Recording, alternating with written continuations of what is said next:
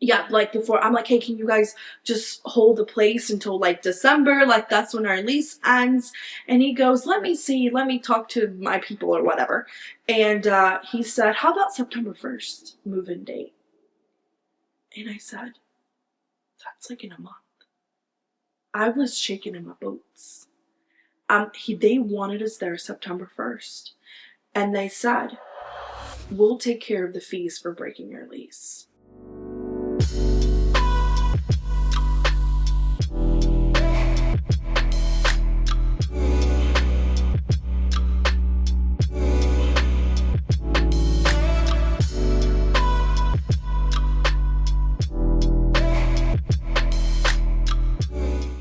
Hello and welcome to Seated in Grace with JaNaeReese. This is your opportunity to come sit comfortably in the grace of God and to experience His unfailing love as well as grow in wisdom. I'm so happy for you guys to be back here today. We have a special guest, and this special guest is a beautiful friend of mine named Yazmin, who is coming on the podcast today to share her testimony of how God moved her supernaturally to her new home, just like I expressed to you guys how God did that for me. I have an amazing front seat, first center, front row experience to having seen God do the same exact thing in her life. And I wanted to share that with you guys because I know that when we hear testimonies, it encourages the body of Christ not only to believe in God for impossible things, but also it encourages us to step out on faith and do the things that God has called us to do so that we are encouraged in the seasons moving forward to be bold and obedient to God's call over our lives. So welcome to the podcast, guys. I'm so excited. You can scream louder than that if you want to. I'm excited to be here, and it's an honor. First, I want to say that it's an honor for me to be here because I have seen how hard you've worked, and I'm just so honored that I get to be seated in grace. I'm so excited for you to be here. I'm glad you're here to be seated in grace with me because we have known each other for a really long time. I think we've known each other from like as early as middle school. Yep. And the fact that I've known you for so many years is kind of crazy because if you guys don't know, a part of my testimony, even coming back to Christ, is really rooted in our friendship. It's rooted in her being vigilant about sharing the gospel with me through her actions and just inviting me to church the first time that you had ever invited me to church. I didn't come till like 6 months later, right? But when I did finally come, I was going through my own experiences of like encountering Jesus for myself, and it just somehow paired together and I ended up at the right place at the right time. And it was because you stepped on faith and you invited me back into the kingdom. So I appreciate you so much for just your pivotal role in like getting me together, because the Lord knows that if I had not come back to Him, I would have been on a completely different path towards a lot of hot mess and destruction. But it's really cool to see how God has always placed you in like different seasons of life where we catch up with each other. Even if it was like when I had moved and I was living out of state, somehow we stayed in contact and we kept dropping these little seeds in each other's lives. And even when you moved back, when I moved back to Georgia, the first apartment that I moved into, you guys, I was actually 5 minutes away from her. And we found out that we lived so close because she was like randomly sent me a message on Instagram and was like, you want to come over? And I'm like, girl, I don't know you like that. I did know her, you guys, but it had been so long since I had seen her. Probably like years had passed. But I was a mom. Yeah. You were a soon-to-be mother. Yeah. And you had invited me over. And she was like, hey, so I have to tell you something. I'm pregnant. And I was like, well, congratulations. That's so good. Like, if you actually think about it, like, I felt that close to you to tell you. Yeah. Like, not many people, like, knew. And like, I'm going to invite her over and tell her I'm pregnant. Yeah, I was like, amazing. It's amazing. But I just remember back then of like not feeling worthy enough for you to share that information, because I'm like, you know what? Obviously, she trusts me with that info. And it was such a good time, like catching up with you and coming to be at your home. I met Corey for the first time. And then I was like, this girl is literally about to, she's a mom, she's a wife. Like, we had been in our adult girly phase of life. So I just wanted to share that really quick because we run deep. Mm-hmm. And even the fact that I'm doing this podcast, you guys, is partially because this girl's obedience and saying, you know what? I think you need a little Jesus in your life. Okay. So we're here to talk about the house. Yeah. We're here to talk about the house. We're not here to talk about our friendship testimony. That could be another story. But this girl had a supernatural move occur in her life, and I was able to watch the whole process. Can we please start pre the move? And let's talk about how you even began this journey to God supernaturally moving you to a new home.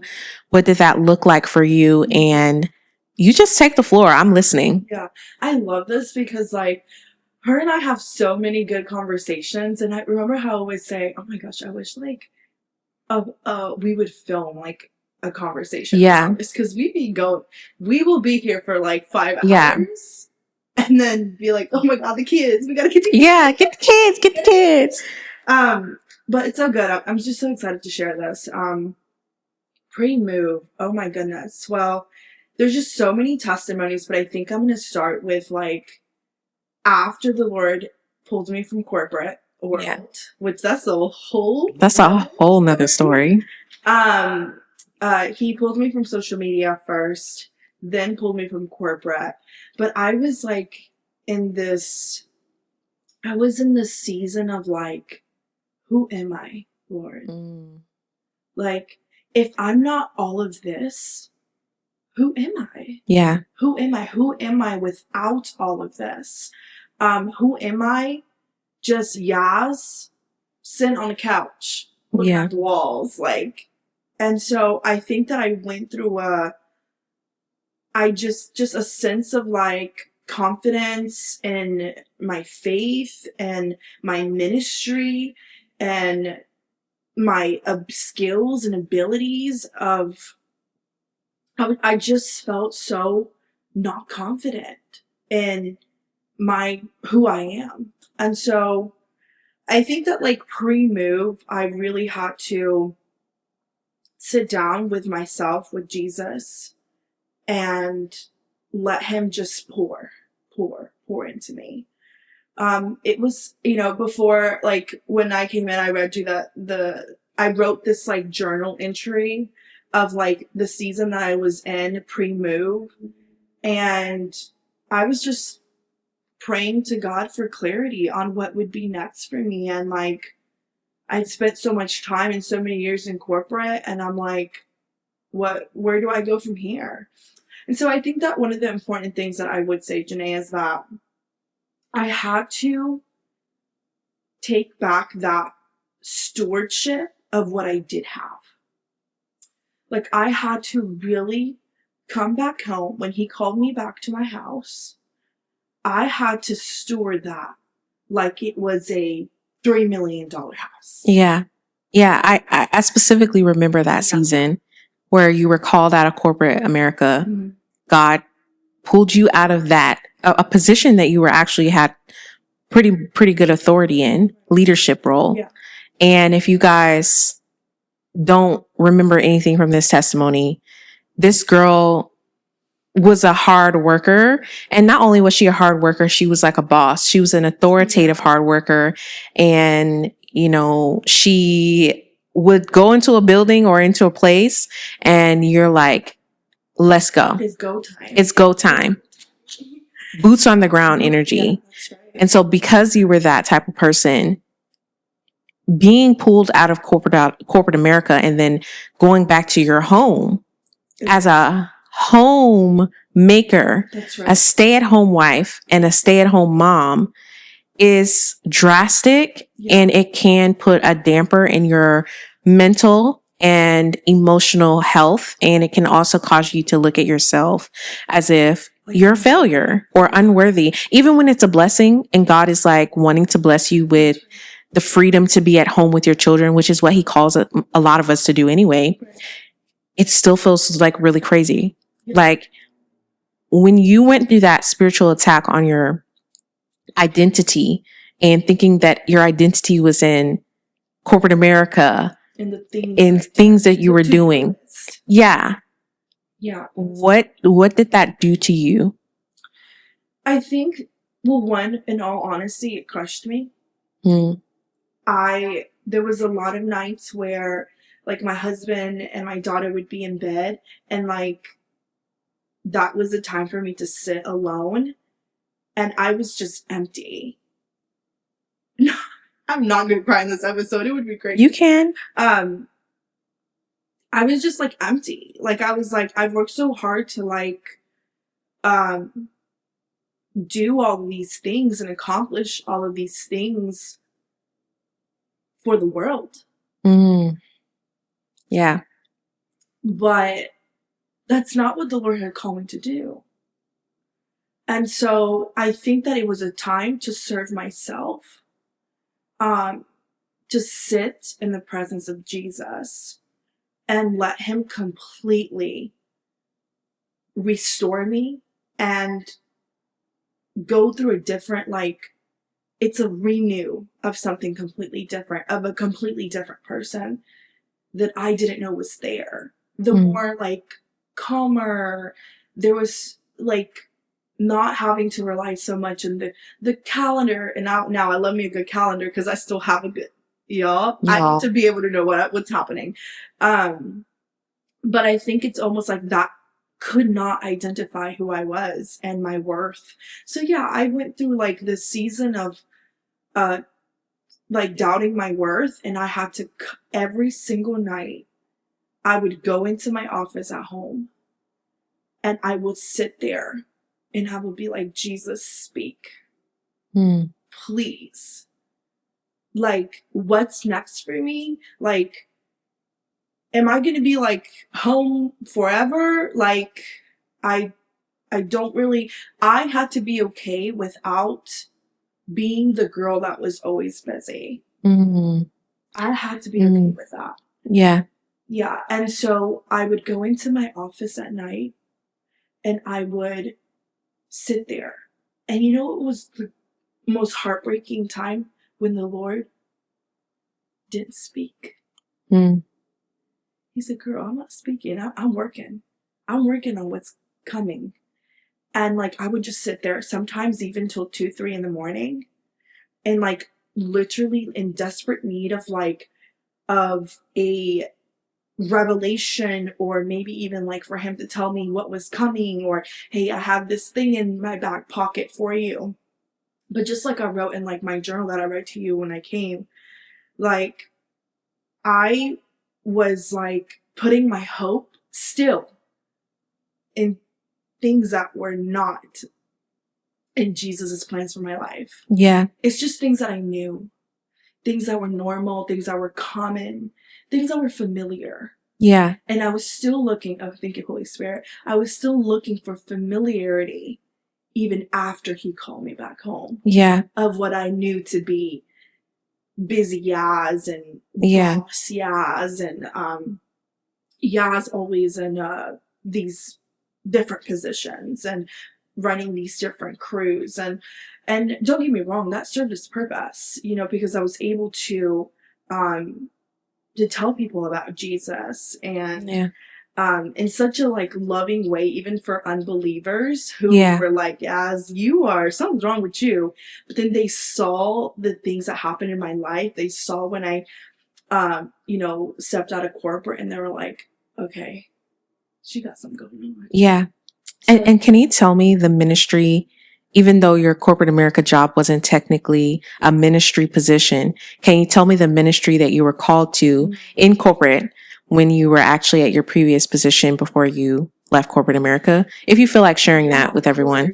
was so good. And like, I'm still like friends with my old coworkers till then, but I was like the only Christian in the entire office. And it was just so fun. I knew exactly when I found that out that the Lord had me there for a very specific purpose. Yeah. And I was really able to like walk by faith.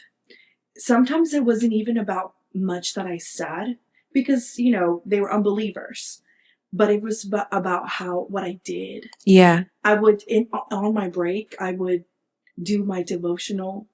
Every time they would come in, like I was that office that everybody goes to Kiki. Yeah. You know, like everybody like goes and hangs out at Yaz's office. And yeah, because I would be on the phone with you sometimes while you're at work, and people y'all, like, people would just come inside and they're like, hey, Yazmin.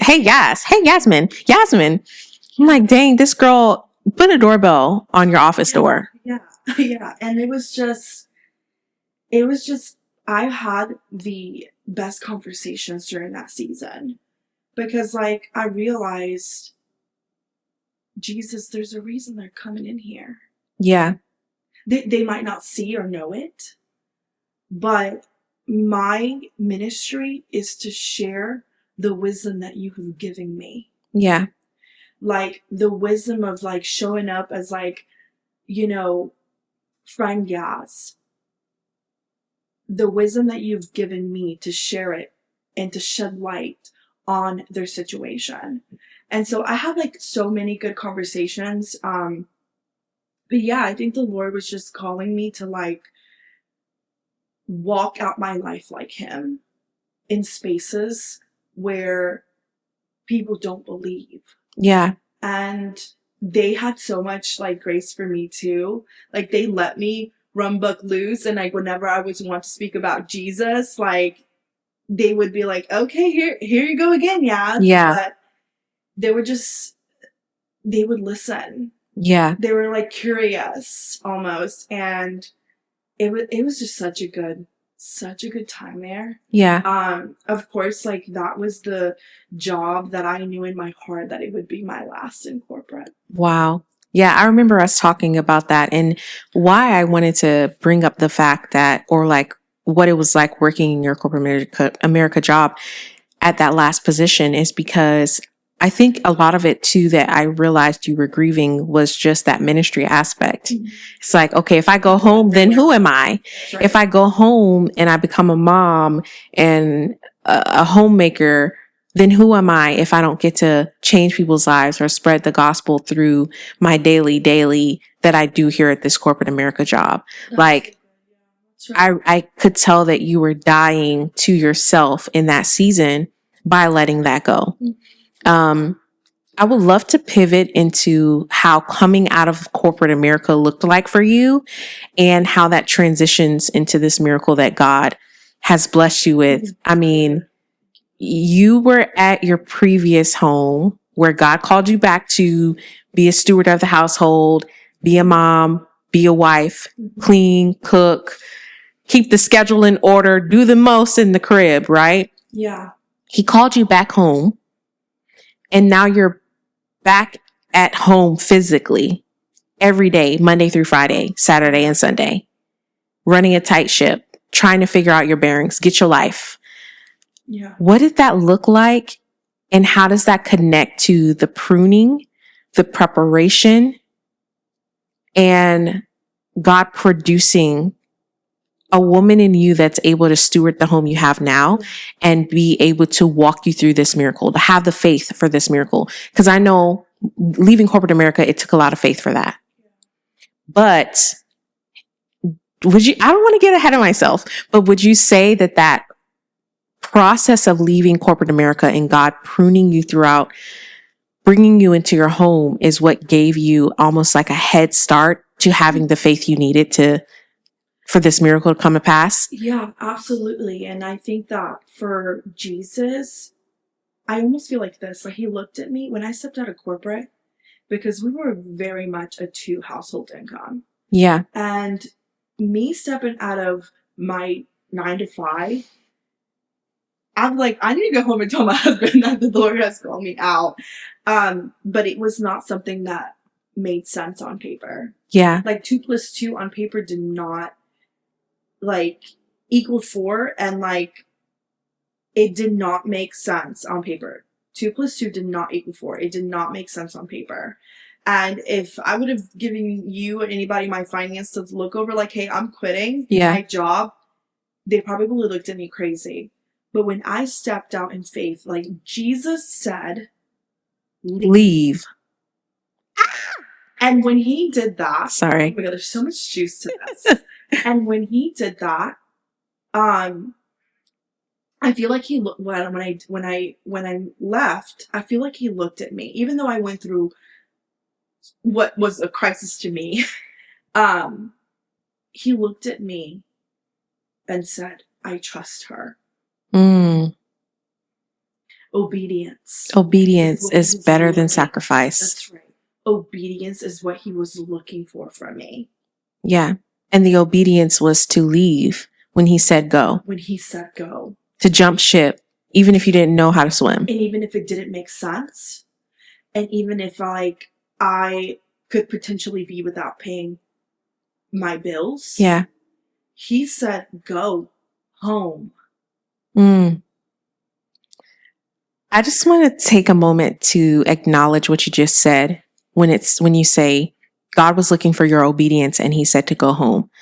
So many of us forget that one of the major calls that God has on every woman's life, who is a mom, who is a wife, who is a mother, is to be in our homes.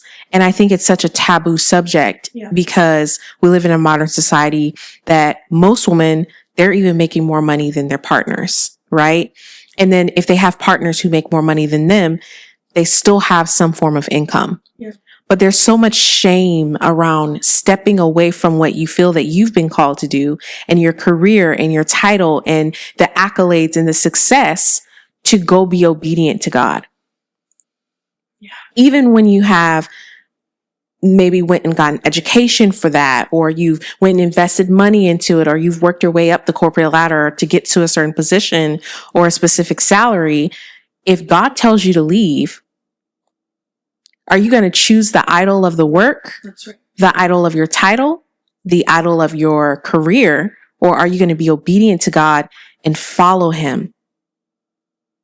That's right. And if your spouse doesn't understand, are you still going to trust God anyways? That's right. That's right. Because I know that's another layer where when we choose to make certain decisions, now you have to communicate that with your spouse. You may even have to communicate that with your children if they're a certain age. And what if they don't get it? Right? What if they don't see the vision? Yeah. But God is like, I need you to do this now. It's going to bless your family in the long run. Yeah. And I think that was where I was really nervous, is like having to go home and tell my husband, like, hey, boo. Oh. Shout out to my husband. He's so good. Like, the Lord has called me out. And I, because I've just been so blessed with my husband and just his character and like who he is as a man of God, like, he was probably like iffy at the situation. Yeah. Like, I don't know, you said what? Right, because he's like probably thinking from the logical, mathematical side. Yes. Of like finances. Right. But he would never question God. Yeah. And he was confident. He was confident in my faith in Jesus. And my ability that's huge. to be able to hear him. And he give me an instruction, and I go. And then you follow. He was confident in my relationship with Jesus. He was confident in his Jesus, that he wouldn't just have me out here just running buck wild just because. just to not work. Because, yeah. Right. And so I'm thankful for his faith. And I'm thankful for his ability to trust Jesus and his ability to trust me in my faith.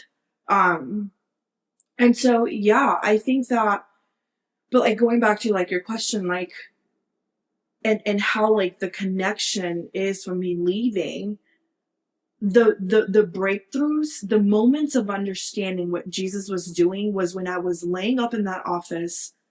What office? In my office at home. Mm-hmm. In my office at home. Just literally like, I don't know what to do. And I'm crying. And this is post leaving corporate America, right. Going back home to be a mom and a wife, a homemaker, and trying to figure out your life and what to do with this new free time that you got. So it's crazy because like I always explain it like this.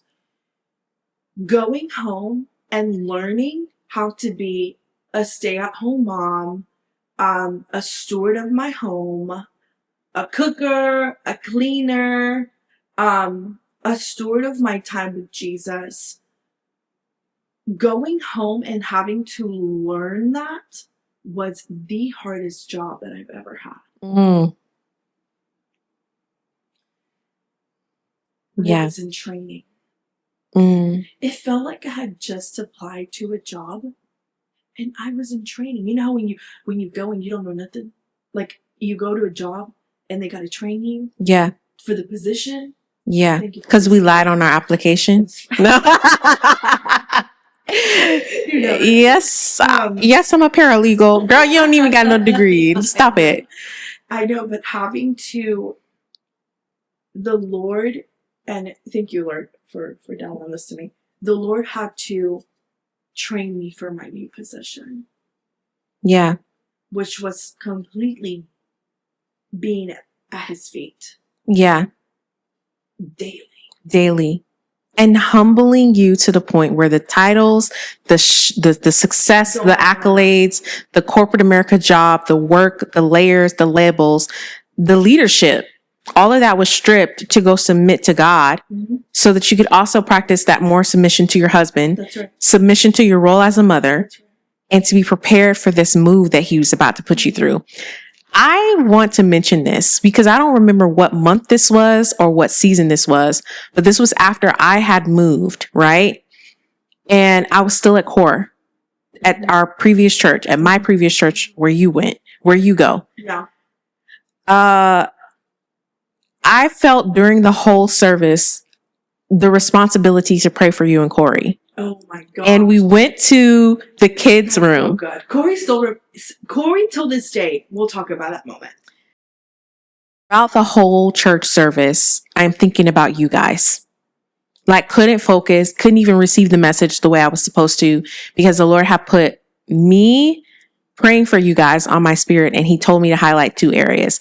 The 2 areas that he had me highlight was, number 1, that you guys were going to go through a season of transition and that you had to remain best friends.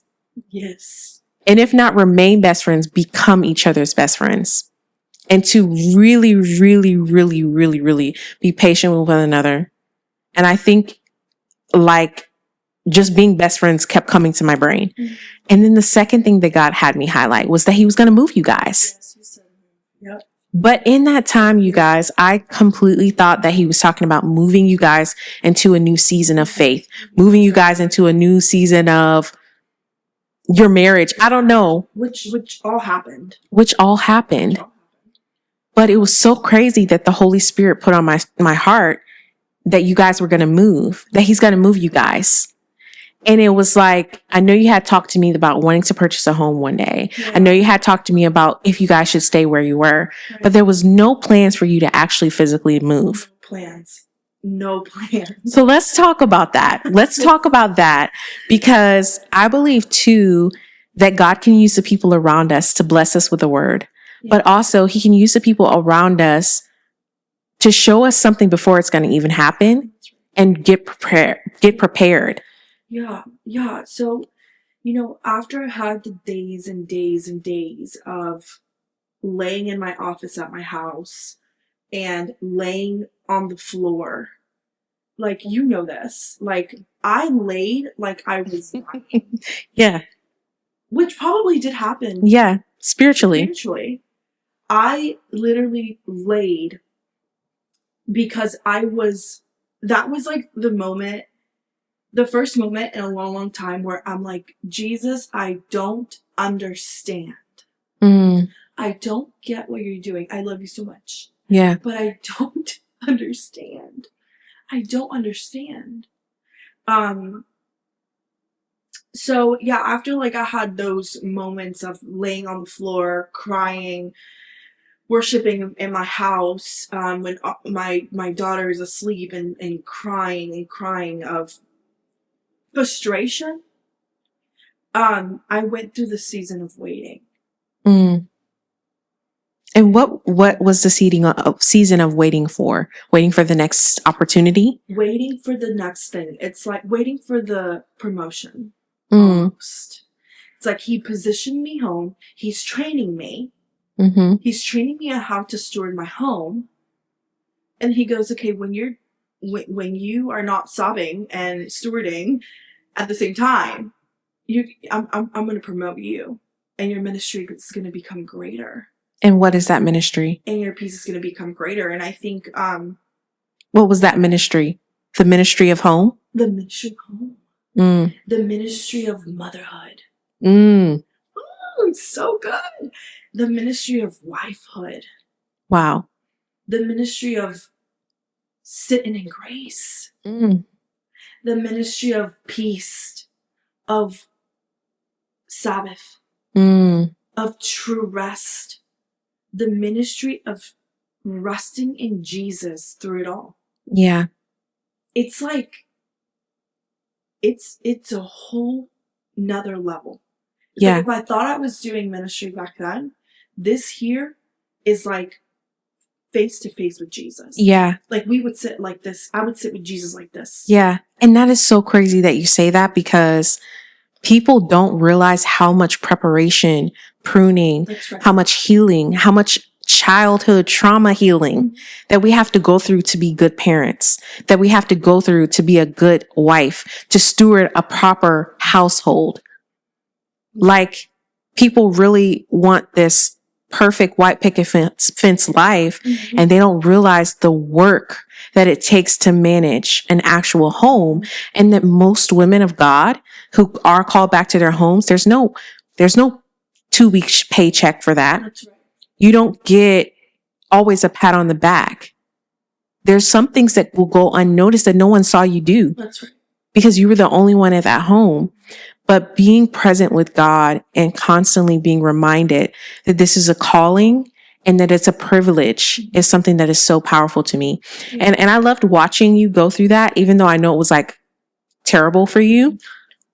Because what I was seeing is God birthed a woman who was devoted to her home, but not because it was about the house, but because of the people that were in it. And to see you put down your idol of work for God and for your family was commendable. Because I've been going through this process where I know God is transitioning me. And one day I'm going to be a wife, and one day I'm probably going to have more children. But to see someone else have to give up what they loved or what they wanted to do or what they thought was humbling for me too, because I'm like, God might call me to do that one day. And so for you to handle it with so much grace, I want to applaud you. But I also want to glorify God because he gave you the grace to endure that season, even though it was hard to shift from the identity that you had always been. Yeah, that's so good, JaNae. And I do want to mention on the idolizing portion is that you can't idolize one thing and with the same level of energy serve Jesus. Like you can't give like 50 and 50%. Like it's either 100% in Jesus and strip you from your idol, but you cannot intentionally serve two things to your like maximum capacity. It can't happen. One has to go. Something's going to the ball is going to be dropped on one of them. That's right. And a lot of times it's on God. That's right. Because I've been there too. And for you to say that is so powerful, because I think a lot of us are dropping the ball. as women. And it's not because we're not good women or we don't want to serve Jesus. It's because we think that we're really doing this alone. Right. And I think one of the biggest things that transitioned you into your rest and accepting the rest that God was trying to give you was because you began to trust. Like your trust and your faith started to increase around that time. And despite it not making sense, you started to agree with God. That's right. That's right. And like one of the biggest things that I learned in that season was Jesus telling me, Yazmin, you are worthy not because of what you do and can do and who you know, who you don't know. You are worthy because you are my child. Oh. Like, that's it. That's the only reason why you have value, why you have authority, why I trust you. Yeah. You are worthy because I said. Yeah. Because yes, it's true. When you're home, you don't have someone to give you that promotion, that higher salary, to give you a little award plaque, to tell you, hey, you're doing a good job. Like, all those things is what like got me going. I'm like, okay, I'm gonna go higher and I'm gonna strive better. No, you don't have all of that. And so that's the biggest thing that I learned. It's like Jesus saying, you are the woman of God with power, with authority, because I have called you to be greater and because I said. Yeah. That's it. Yeah. And so like that was like true transformation for me. In that season, I remember because I was in training, those are my training grounds. I cooked a lot more in. I remember when I had my 9 to 5, we would come home so late, had to pick up my daughter. And then after everyone would finally get home, I would be like, let's just go out to eat. There was this like country buffet. There was this country buffet that was like around the corner. And we would literally be there like 3-4 times a week. Yeah. Because I just didn't even have the mental capacity to like figure out my home. Yeah. And so you couldn't even really produce for it. You couldn't even build in the home that you're working so hard to keep. Yeah. And it's like what I was saying. 2 things can't get you 100%. Yeah. Oh, yeah. Something's going to get dropped. Something. And so during that time, I learned how to like, I made a little I'm like, you know what? I'm going to use this like project directing self of mine to make a cleaning schedule at home. And I made myself a little cleaning schedule. Not that I followed it all the time, but it was kind of like I kind of saw where I was at. I'm like, okay, I didn't mop that day. Yeah. So it kind of kept me on track. But I started to do new things with my daughter. I started to clean, and I would, make my little cleaning videos on YouTube. I was doing the most. And I would do my little shorts, and I would like clean and cook with my daughter a lot, have dinner ready for when my husband came home. Like, I learned, and I'm so thankful for God, because I wanted so bad to find joy in all those things. And like I would come home and I didn't want to clean and I didn't want to cook. And I'm like, Lord, I just want to love it. I don't want this to be a burden. I don't want to look at laundry and be like, ugh, I hate you. Yeah. I'm like, I want to look at laundry and be like, thank you, Jesus, for giving us clothes on our back. Amen. Like, I don't want to look at the kitchen and be like, oh, what am I going to make to eat? This is so frustrating. I want to be like, thank you, Jesus, that I can sit up in this kitchen and cook with my daughter because I'm home with her. Yeah. I wanted that authority back in my house. Yeah. That is so good. And I started to steward what I had. I lived in a 2-bedroom, 2-bath duplex. And I feel like towards the season of like me being home is when I stored that place that I prayed for at that time the best. What things improved because of that obedience? And then we'll get into this move testimony. Yeah. I think my obedience to the clarity to understand or to trust Jesus and that, but even like my love for my home came back.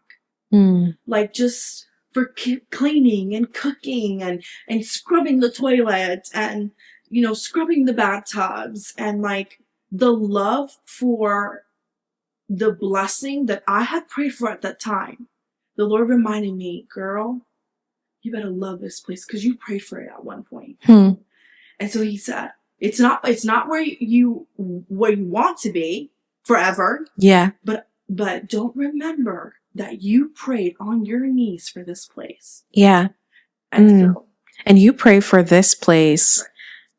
Right. The place that you just moved from was a place you had prayed to get to. And can you just like give me a little rundown of that, what that prayer looked like on that day when you went in to go see the property? Yeah, I had to move so unexpectedly because of a mold infestation in my apartment complex. I had a literal newborn, and I just noticed that there was it wasn't like a safe environment for her.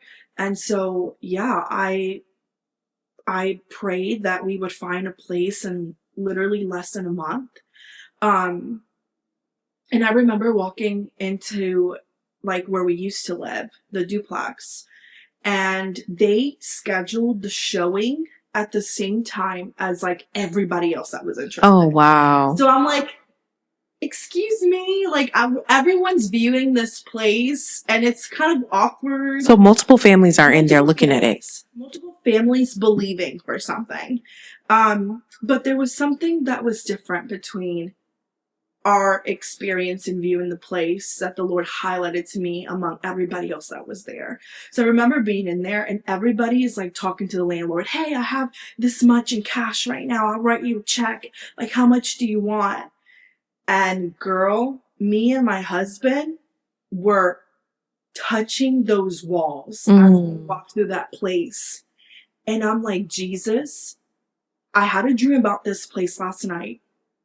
You said that this was for us, so we are believing you with our entire hearts for this place. And we're walking around touring the place. I'm laying my hands on every single crisis. Oh God, it's so crazy. I'm laying my hands on the walls, the bathroom, the kitchen, and I'm just like, Jesus, you're gonna make a way. Wow. I know you are. And I'm laying, and everybody else is occupied with bribing the landlord. Yeah. And the landlord he was so funny because he was so unfazed. He was just straight face. Yeah. And then after that, I said, when should we be hearing back from the selection of, what family is going to take the space? He goes, in about a week. And there was a lot of families in there. Yeah. So I was like, okay, I thank you. That's literally I had a conversation when I walked in with him, and I had a conversation when I left. That's all I talked to the landlord about. And so I left. 2 days later, they sent us the acceptance. They contacted you. They're like, we chose y'all. That is so powerful because I think when the reason why I had you share that is because the previous place that you lived in before you moved out of the place you just left was mold infested. Yes. Right? You had to expeditedly leave that place and get out as soon as possible because it was a health risk. And then God moved you to this duplex and you prayed for that place. God blessed you with that place. While every other family was there, that landlord chose you and your family. You, Corey, and your child. That's right. And you were at that place, the duplex, for how long? Ooh, I was there we were on our 3rd year. You were on your 3rd year. So tell me how this new place came about. First of all, I want to give you guys a disclaimer that Yazmin is the person that I spoke about in my how I moved to a new home testimony, how God supernaturally moved me. She was the person that hunkered down, I buckled down, and she's the one who got all the Mormon guys. And they came and moved the house. And So good. literally, you were also the person that came and prayed at the other place. So if you guys haven't watched the new home testimony, I'm not telling you to leave this video, but go ahead and go watch that video as well, because there are so many overlapping things in our testimonies where one day we were just having coffee and I was like, yeah, there's these houses that I want to go look at. And she came with me to go pray in those houses. Right. And we prayed the house down. No. Okay. We prayed the house down. And then of course I didn't get that place, but I got the one that I'm in currently. But not that long after, an opportunity for you to move came up. And let's talk about that. You moved from the duplex to your new home that you're in now. But before you got to where you are now, where God supernaturally, literally supernaturally just moved you, where did this opportunity even come from? How did it happen? You weren't planning to move, number one. So let's talk about it. Let's talk about it. You were called home to be this homemaker, this home mom, and this home wife. And then God positioned you with this opportunity. So yeah, we were planning our first family vacation, and we were going to leave on a Thursday. And on Wednesday, no, I'm lying. On a Tuesday, my husband's employer, or they sent out this massive flyer that they had just gotten from a builder that was building new townhomes in the area, stating that ultimately they just wanted to bless one employee from the organization for like an exclusive contract on this new build.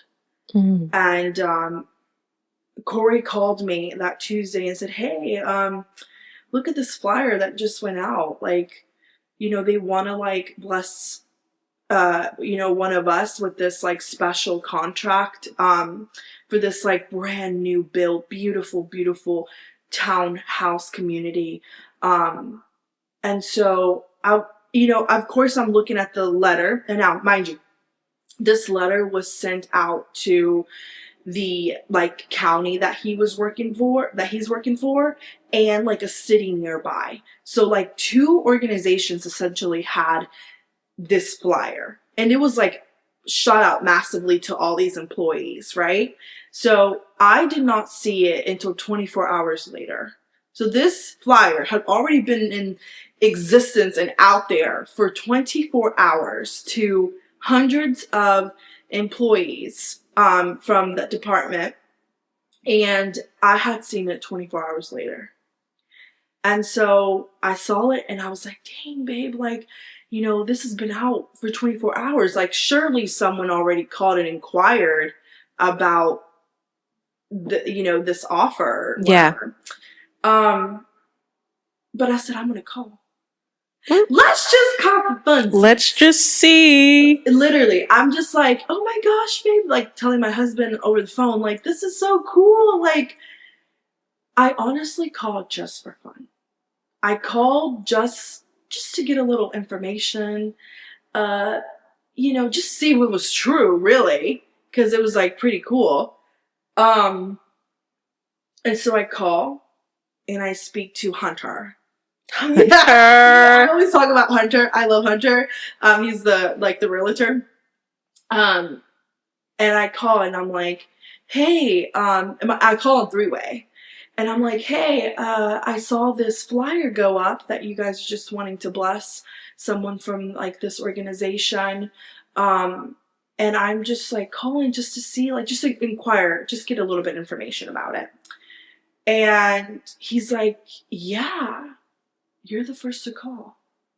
So you were the first person to call out of all the people that got the flyer, and you didn't even look at the flyer until a day later. That's right. After it had got published. That's right. And that means like hundreds, possibly thousands of people saw this opportunity. That's right. And no one had called him. No one had called him. No one called about this opportunity. No one. So Hunter's the real estate agent, right? Right. A realtor. And what did Hunter say? He was so sweet. He was like, hey, yeah. Like, he was like, so cool. He's like, yeah, no one, you're the first to call. I just dropped those flyers off. And like, I'm telling you, there was a lot of employees that this went out to. Because it was like two separate organizations, all their employees and all their employees. So we were talking about hundreds of employees who had potentially seen this. And I was the first to call. And so I called, I asked for information. And he's like, yeah, you're the first to call. Like, come and see it. Come and see it. Come and see what we have going on here. We're like, we have a community of new builds here. We haven't even finished building them all. Like, he was just so cool about it. And I'm like, yeah, we would love to like come see it, right? So the Wednesday before we were leaving on our vacation, we dropped my daughter off wherever she needed to go. And I said, hey, Corey, like, let's call Hunter and see if like he's in the office and maybe he could show us this place. And my husband was like, yeah, like, let's do it. And you already know, I'm like, Jesus, what about this moment do you want to highlight to me? Like, I already knew there was just something so sweet about us even getting the opportunity to like visit a big, beautiful home. And so we went to I called Hunter and he's like, yeah, I'm here. Come on by. Gosh, you guys. We pulled up and we went into the townhome. I had never seen something like that. Like, when I walked in, I'm like, Jesus, there's no way. Yeah. Especially like when I saw like the big sign of how much they were, which completely out of the ball. New builds. It smelled like wood. Like wood, yeah. It smelled brand like paint. It smelled like someone uncle just painted that place. Yeah. Like, it smelled so new, updated. I mean, yeah. Modern, right? Like beautiful pictures but I remember going into the front door, seeing like the living room and it's like an open plan. Mm-hmm. And just thinking to myself, there's no way. Yeah. I just like doubted. I doubted that I was ever deserving of something like that. Yeah. I doubted I felt inadequate to be like just a girl in like this beautiful, beautiful new build townhome. Yeah. 2-story, like beautiful. I felt so inadequate, you know, because when you think of places like that, you're like, oh, like, what job they got? Yeah, you know, like she a doctor, she a lawyer, right? So I felt a little bit inadequate of even stepping on that soil, of stepping on that ground. And you know, I came in, took my little shoes off, you know, because we have home training here. And he just toured us the home. He showed us, oh, look what this cool fireplace does. Like, he was so cool. And I'm walking around this home speechless. And I'm walking around asking Jesus the entire time, why are you showing this to me? Because like in my mind, I'm like, there's no way that we would move here, right? Like, so why are you showing it to me? Like, I'm asking him to give me an explanation of why he was letting me and my husband go through that. And he was just like, you have so little faith. Yeah. Ooh. Oh, ye of little faith, how dare theyeth Yeah. play me like that? Like, God is God. Yeah. And Yeah. just felt the inadequacy and I was even like, even the way I was walking, like, just careful not to like bump anything or break anything, like just with such like carefulness. And me and my husband were so excited, just touring the place. And I remember the real estate guy goes, yeah, like, I think it would be really cool if you guys like moved here. And I was like, well, I think it would be really cool too, dude. Like, Yeah. but there was just such a sense of like, I don't deserve something like I don't deserve something like this. Like, what would a my little behind look like in like a place like this? Yeah. Like, and I remember thinking, and the Lord spoke to me in that moment. I don't deserve this, and the Lord's like, I have something for you. I have something for you. And in that moment I'm like, okay, Lord, like, do I need to be doing something? Do I need to go on a fast? Like, I think that when the Lord shows you something to that magnitude to the eye, we often like gravitate toward like, what can we do for Jesus? Yeah. It's like a level of like not being able to receive. Yeah. Yeah. It's an inability to receive. Right. That inadequacy is like not just the devil attacking you with these thoughts that you're not good enough, but it's also your feelings about how you truly feel about you. Yeah. And God's bringing it to the forefront. That's right. I can almost imagine like the Lord like handing something to me and me being like, no, thank you. I'm okay. I'm good. I don't need it. Thank Like you. in the whole time, you really do need it. And so we toured the place. That Thursday came. We went to vacation. We went to the beach, and I remember looking out every single day that we were on vacation. I think we were there for like 4 days. 4 nights, 5 days, something like that. And looking out into the ocean and praying. Praying for that place. I'm like, Lord, like, if this is your will for us, and let it be done. Like, and let me feel confident about it. Yeah. And let me want it, right? Yeah. Like, let me want it. Without any fear of anything else. So yeah, we came back from vacation, and I remember sitting in my couch one day and thinking, I wouldn't move. Like, I'm looking around everything, and I had remember it was the most I had stewarded that place. Yeah. And it's all like it's all clean. You've been at the house. You've been a homemaker all this time, and you're getting comfortable doing your new role. Yeah, and I'm like, I just like got here. Training thing packed, and I'm finally like not in a training season, and surely like I wouldn't move like right now. Like, I'm just like, I just got the hang of it. Can I say something really quick?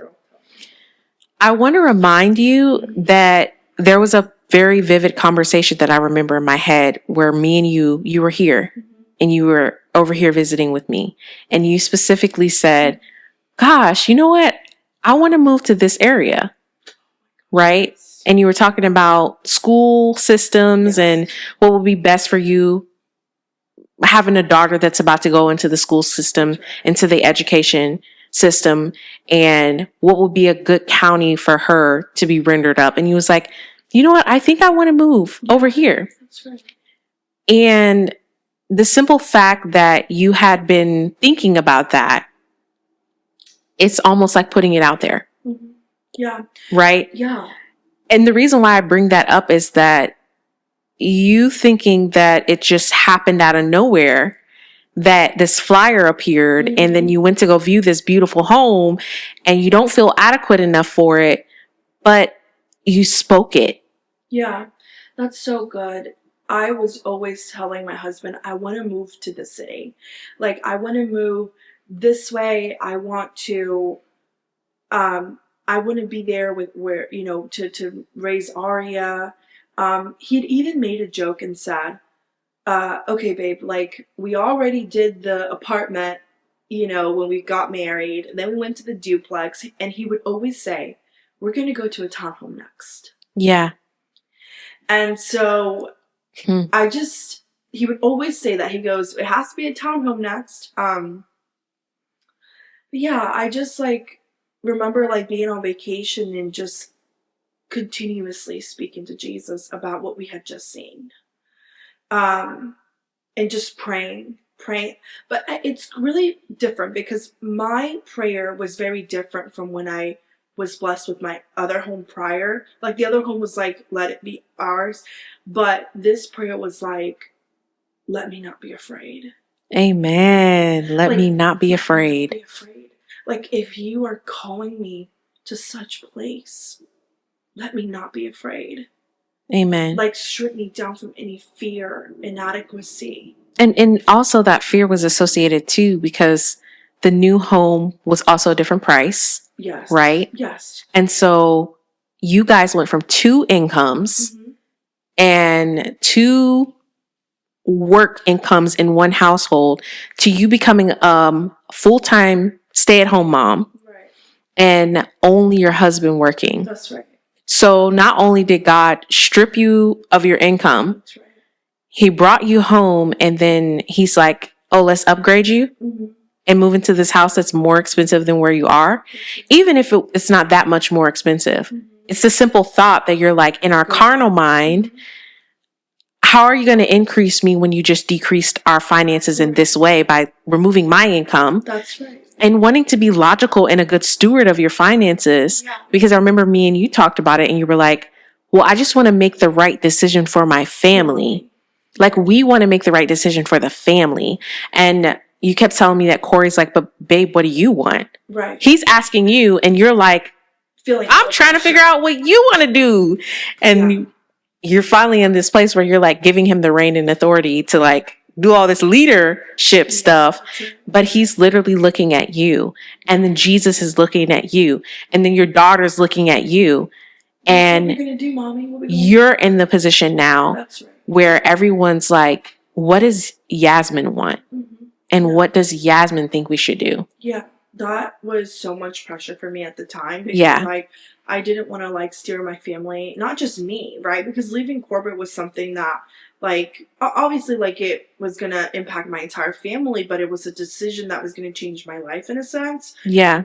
Packing up and moving your entire family to like that's a whole new area. More involved in that. Yeah. And so, yeah, I just wanted to make sure that I was like, that my mind was as still as possible for me to like feel the peace, when the Lord spoke and when the Lord was like, go. So God gave you permission. Yeah. So we came back from vacation and I had just spent all my days praying. Like we were on the dolphin boat excursion and I'm praying. Like I'm looking out into the horizon with Jesus on my mind daily. I'm like, Jesus. And it was also like that responsibility of like having to see what would happen after he showed us this, that like, surely he didn't do it for no reason, right? So I'm going to get back home and get out of vacation mode and like, the Lord's going to make a decision to go, So, we got back and we went about our business. We didn't really, I don't think we heard from the realtor until a couple of days after. But I just went back to my regular schedule program. I did what I did and my husband went to work and my child bounced up and down the entire house. And I wanted, in a sense, to get it out of my mind. Almost like I didn't want the responsibility of like what the Lord was about to call me into and call my family into. And I was trying to avoid that greater calling, that greater thing that was next to be stewarded by me and by my family. And so I I got a text from the realtor, and he basically said, "So, what's up? Like, what we doing? What we doing? Are y'all down or are y'all down?" I want the keys yet. Like, yeah, he was basically like, "Are y'all down?" And this was like the end of July, and if I made a decision to leave, I would need to break my lease August 2nd. And obviously, by breaking our lease required a fee.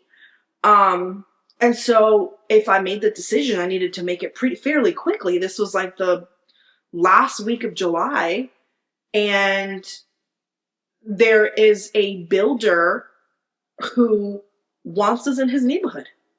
Yeah. Kind of deal. So this is all from this flyer. Yeah. Being put out through your husband's organization. And they just liked us too. And they liked you. Yeah, they liked us. Yeah. Hunter is like, girl, is you down? We love Hunter. And so this flyer being sent out essentially changed your life. Yeah. And so he contacts you, Hunter contacts you, the realtor, and he's like, what are y'all doing? What did you guys say? Yeah. I was obviously we were hesitant to communicate with him. Even though I texted him back and I said, hey, like, I'm chatting with my husband. I also said to him, when do you guys want us to move? Mm-hmm. Mm-hmm. And he said, I said, my lease doesn't end until December. So your lease doesn't move till until December, excuse me. But this is July. It's the last week of July. So you have July, August, September, October, November, December. 5 months before your actual lease is going to end at your duplex. Yeah.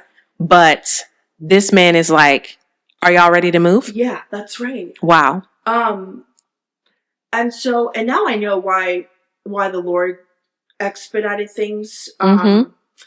He wanted me to make sure that I was extremely grounded in faith only. Yeah. And he did not want me to sit there and think it through or make up any weird scenarios that are not of him. And basically said, do you trust me? Yes or no? Yes. Yes or no? Just, is it a yes or is it a no? And I remember having a conversation with my husband, and this did something to his faith too. Yeah. Because I remember having a conversation with him and him saying, like, we were comfortable there. Like, hey, I think I would... Comfortable where? Comfortable at our duplex. We were comfortable there. He was comfortable, financially, because he was the one taking care of anything. So I understood it. But I think both of us needed a little oomph. Yeah, some fire. Both needed to blindly jump in pure faith without seeing where we would land, just solely trusting that Jesus would make a way out of no way. Yeah. That's all. Waymaker, miracle worker, promise keeper, light in the darkness. So I talked to my husband, and he was encouraging, but he was like, Girl, you're doing too much. I gotta carry all of this. First the corporate, and then and now you want me to move. Yeah, but I realized in that moment of like confusion,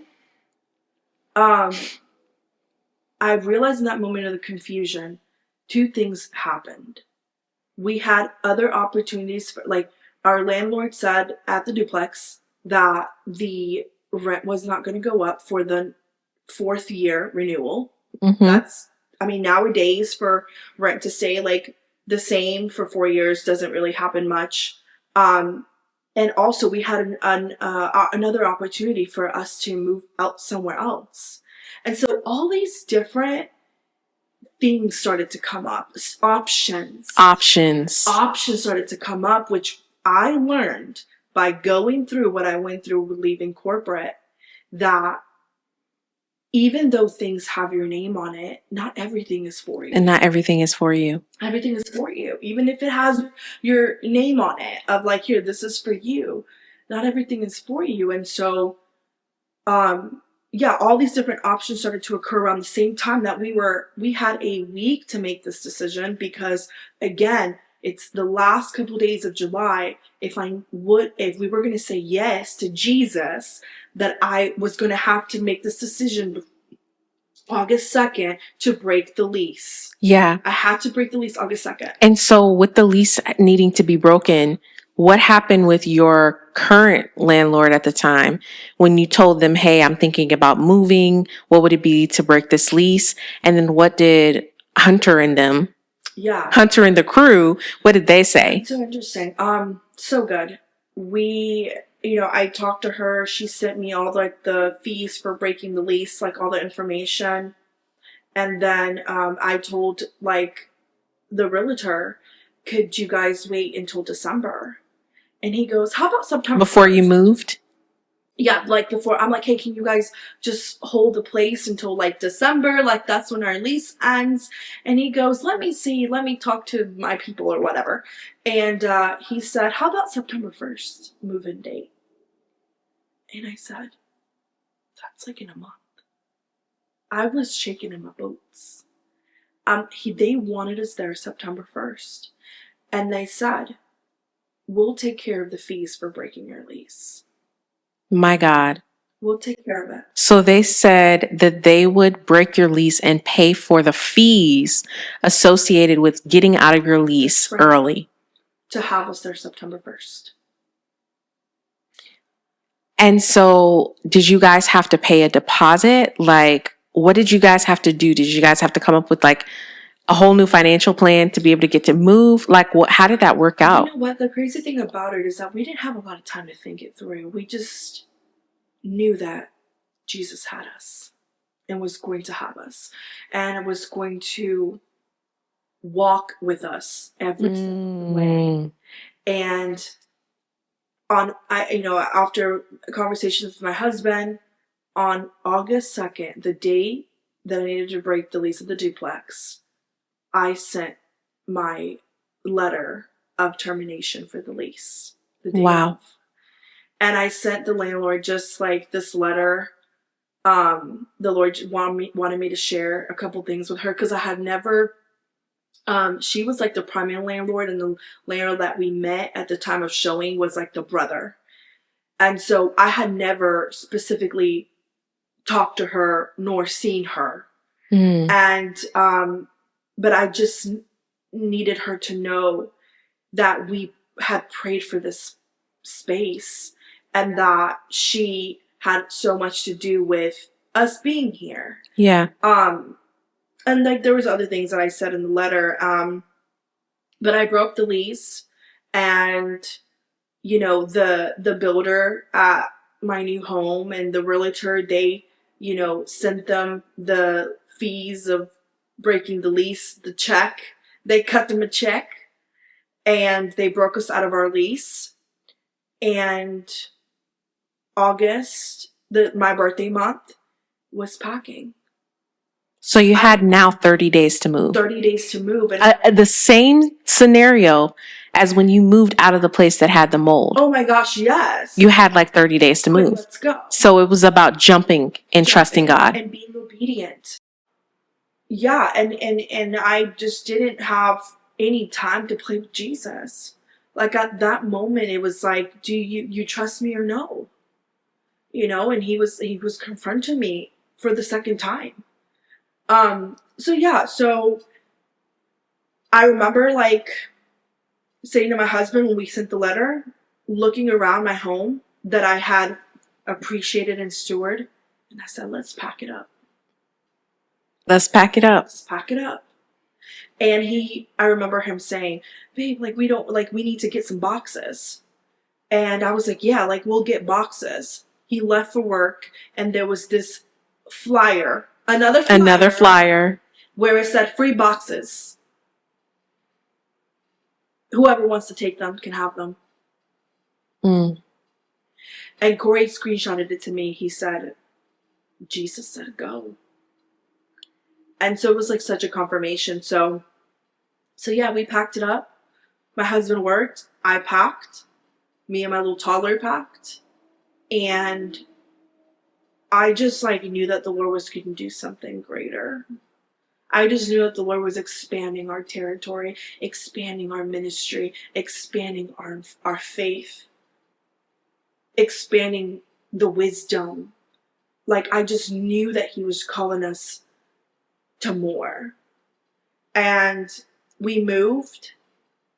We were there September 1st. And till this day, I wake up and I cannot do anything but say, thank you, Jesus, because you trusted me, because I trusted you. Amen. And I also can't do anything but thank Him, because He knew that I was adequate.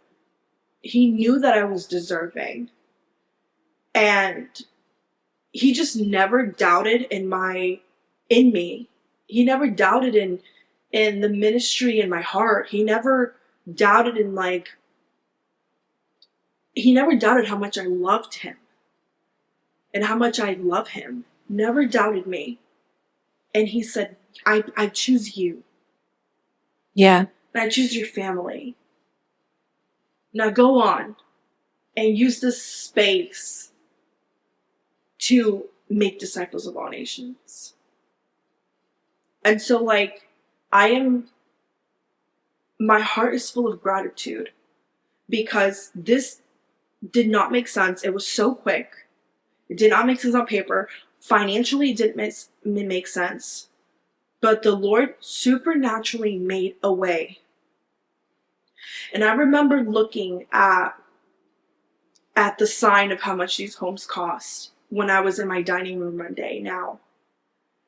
And when I would just pass by anything, a sign that was, selling homes or whatever, I just would always think, never in a million years. And the Lord said, you're right, yes, not in a million years, next month. In a couple days. Very soon. Very soon. Tomorrow. That's the suddenly that goes behind certain blessings. We were talking about this the other day, that when God moves in certain time periods, there's an expedition that happens behind how He moves. There's a suddenly. And you hear like people doing these prophetic words and they're like, and then God is going to suddenly. You hear preachers say, and then suddenly God will do this for you. Yeah. And you never believe that it suddenly will be your situation. That's right. That suddenly you'll be leaving corporate America. Right. Or suddenly you'll be moving into your new home. Or suddenly you'll become a wife. Or suddenly you'll be healed. That's right. Or suddenly someone's saved. You never think that things happen like that, but that obedience that you're talking about, that obedience and that stewardship is connected to how sudden God moves when He feels the appointed time is met your readiness, has met your readiness. And so a lot of times, I don't know why I just feel led to say this, but the Holy Spirit is putting it in my spirit. A lot of times, if you are believing for something, it typically takes a lot out of you before God deposits more into you. And a lot of times we'll be looking around and we're like, I don't know why God is not moving. I don't know why this situation is not changing. I don't understand what's happening. But God is waiting on our obedience and our submission and our stewardship to improve before He gives you a sudden move of God. It's not that thing is being held up from you. It's that God does not want to give you something that would destroy you. That's right. Something that would destroy you in the midst of it being a blessing. Yeah. And before I moved, when I was still in my duplex, I remember my constant prayer being, Jesus, break my heart for what breaks yours. Ooh. Coming from a place of humility. Yeah. I think it's something that he looks for too. Yeah. Coming from a place of like Jesus, like whatever is not of you, would we flee? And even in during the beach trip, Mm-hmm. I was looking out and I was saying, Lord, if this is not my will, if this is not your will for my life and my family's life, would you remove this townhouse, this beautiful new build from my site? And I trust that you have something greater. Yeah. Like, I just, in the season of stillness, I had to have this adoration for Jesus and like what he could do in my life. You know, through God all things are possible. I had to literally feel that in my soul. Yeah. Like, Jesus, with you all things are possible. Yeah. And I had to establish this like true and deep love for him when he did it and when he did not. And I had to just completely come from a place of humility. Yeah. And be like, Lord, I want this so bad, but if it's not your will for my life, then take it. Here, have it. Yeah. And yeah, I think that it was just so supernatural how that happened. And super supernatural. So supernatural. And also, like, we had just had a conversation of how far away we lived from each other. Yeah, you called me. That's right. Because like one of the reasons why I'd been taking a hiatus from YouTube was because of like life, a lot of responsibilities, feeling burnt out, stewardship responsibilities that God had given me moving into this new home that I wasn't fully like aware that I even had to have, and knowing that I had been going through all this training for it, but then having to actually physically apply it, and the stress that comes with trying to have big girl shoes because you're a big girl now. Yeah. Like, that's what I was going through. And you called me one day and you were just pretty much checking in on me, my mental health, seeing was I okay. And you were like, just the Lord told me that I live so far, like you're so far. I don't know if I said it or you said it or what we were talking about, but you had mentioned how the Lord had placed it on your heart to contact and check on me, which I greatly appreciated. Yeah. And like, that's so good because like shortly, like not even a week after that, the Lord moved me 4 minutes from your home. Yeah. You guys, what makes this testimony so powerful is that you live 4 minutes away from me now. I do. On a good traffic day, at the most 6 minutes. That's right. And we are in the same city, same county, on the same road. Yeah. Technically just opposite ends down the road from each other. And that had been a answered prayer because God was in my life working on me being more engulfed in community, learning how to ask for help, learning how to receive community, and to not be overly isolated for too long because I'd been in isolation for so many years. And so for God to not only move you supernaturally to a new home, you and your family, but to move you down the road from me after you had helped me move into this home was such a supernatural move of God. And the reason why that was also so powerful was because you helping me move, you making sure those Mormons could get me in the car to the next city was your deposit of seed into the ground. And I will never forget God specifically showing me when this new opportunity came up for you and your family that I had this vision of when we were bringing stuff down the stairs at my old apartment and carrying all these bags into the cars and onto the moving truck. Yeah.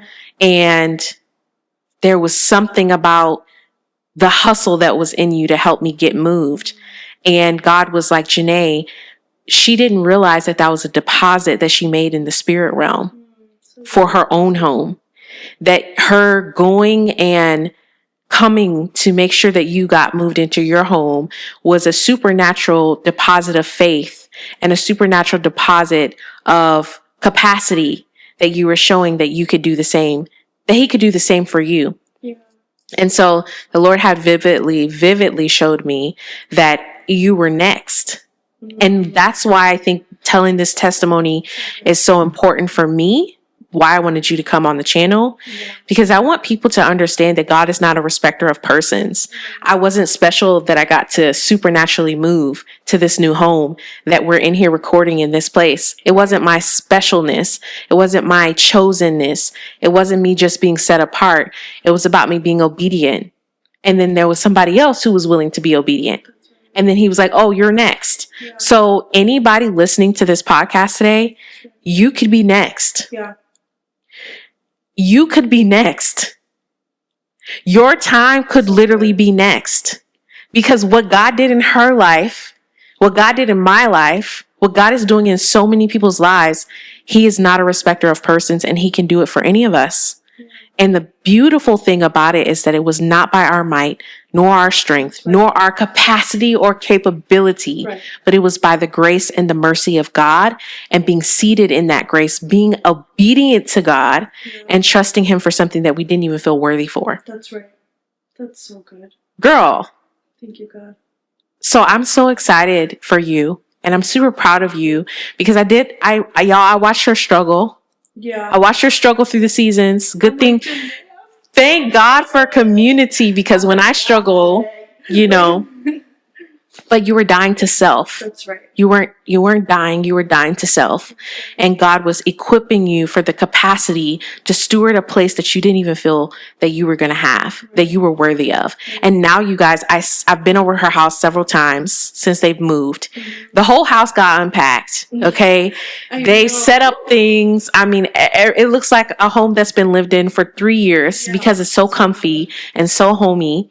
But the crazy part about it for me is seeing you function in your home, and it's just so natural. Yeah. Seeing you be a stay-at-home mom, and it's just so natural now. Yeah. Seeing you cook your meals and make, do your homemaking and make the home feel like a space where other people can come in and enjoy and laugh and just commune together is such a powerful thing, because it's like you did it like it was your life calling. Yeah. And I'm just like, I think like when I moved into the bigger space, like I remember sitting in the couch after the house was unpacked, and I'm like, Jesus, I want people to come in here and feel you. Man. Like recently, I don't even remember who had came over, one of my friends, and she was like, oh my God, Demaya, yesterday. Oh yeah, we gotta talk about that. Our girl Demaya. She came over and she was like, oh my God, like, when people come over, I mean, the place is beautiful. And, like, all I could say is what God did. Yeah. This here, what you are seeing, what you are witnessing is what Jesus did. I can never take any credit from it, because it was so supernatural. Yeah. It was so supernatural, and it was one of those things where the Lord is like, Yazmin, I don't want you to break your back. Like, I want you to open your arms, and I want you to receive this blessing. Man. Because even like we spoke about this, and we need to talk about this part. They were building new homes. Like, obviously they gave us a special contract. And when we'll have to like revisit the contract when the time is necessary and needed.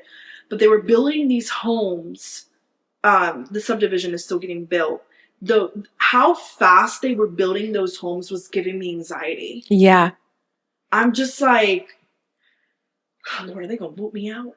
Right. Like, they were building this neighborhood. I mean, they're building this neighborhood so fast.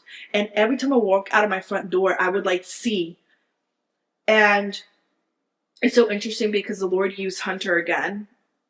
And he texted me a month and a half after living there and said, hey, like, I would love to like plan something for like this contract, and let's potentially make a roadmap for you basically not leaving.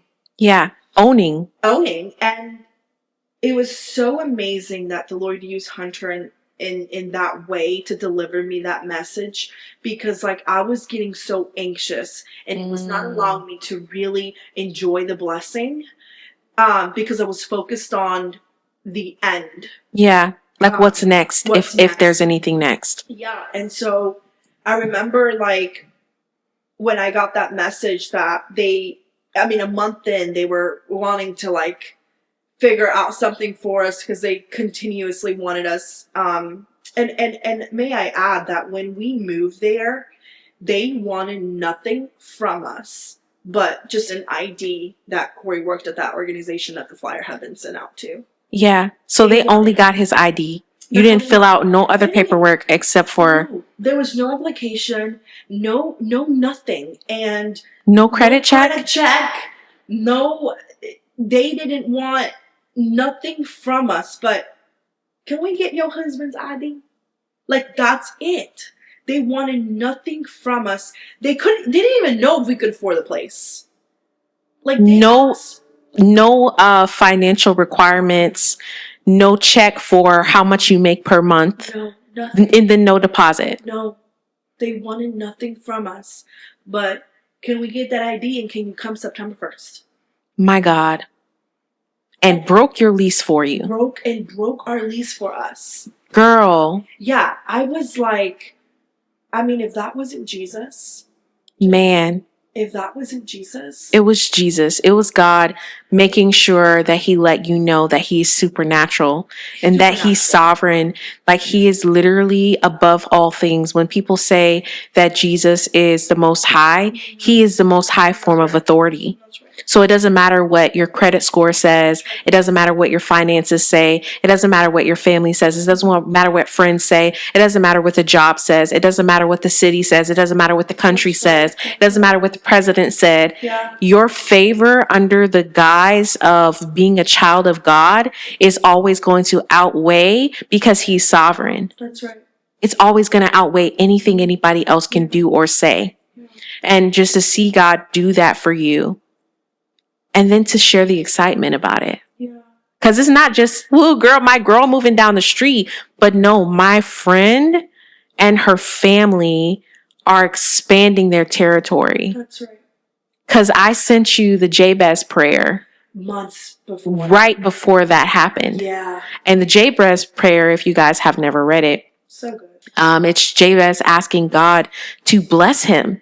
And how many times do we pray for everybody else, but we forget to ask God what we would truly, truly, truly out of his perfect will desire for him to bless us with? That's right. Because a lot of times there are some people, they pray selfishly and they only pray for themselves, but just the person that you are and the person I know you to be, you've always prayed for everybody else and not for you. Right. You've always blessed everybody else, but then you're last. Yeah. And this is the first season where I've seen you, because of the stewardship that God pulled you back to your home and he made you steward your home. He made you steward your health. He made you steward your house, your family, the things you needed to take care of. Yeah. You've learned to also, which I'm so proud of you for this, take care of you. Yeah. Pour back into you. Yeah. And with the Jabez prayer, the first request is to bless me. Yeah. God bless me. Expand my territory. Yeah, that's right. Protect me when you do it. Yes. Because we all know that expansion of territory comes with spiritual warfare and physical warfare. There will be attacks. I just said it in my last video that there are giants in our promised lands. But the simple fact that we had that prayer come about in conversation and you're praying for God to bless you, but then he does it. And then you're like, well, I don't deserve, but it's like, what did you ask me for? That's right. And I think that's where like the humility comes from, because like walking in humility, because there was a point where I did have to start praying for me. Yeah.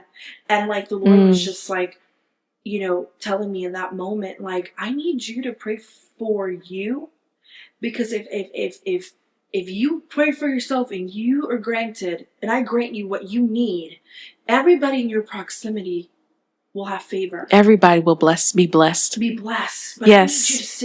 I need you to sit up straight. I need you to be planted well. I need you to have rich soil. And I need you to look after your body, your temple, your soul.